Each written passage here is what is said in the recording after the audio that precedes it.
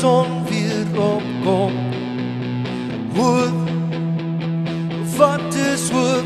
Dis dat vrede by ons uitkom. Hoop, dis die samesyn vir 'n wêreld beter uitstryd.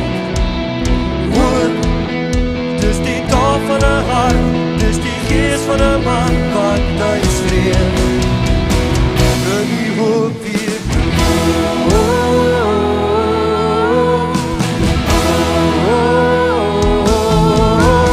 Hier kom die hoofpriester en die hoofpriester staan voor die engel van die Here en hy het vuilklere aan. En die vyand kom klaar aan, die vyand bly vir hom vertel, kyk hoe lyk jy man. Die vyand herinner jou aan die kere wat ander mense jou seer gemaak het. Die vyand herinner jou hoe jy hoef nie te vergewe nie. Die vyand herinner jou hoe jy eintlik maar kan loop in jou haat en jou lelike lewe, want jy verdien dit mos. Weet jy dat God het my en jou geskape, elke man en vrou vandag wat in hierdie plek sit en wat nie hier sit nie. Ek wil so ver gaan om vir te sê, elke alkoholist, elke dwelmverslaafde, elke satanis is gemaak met 'n honger, 'n soeke na God.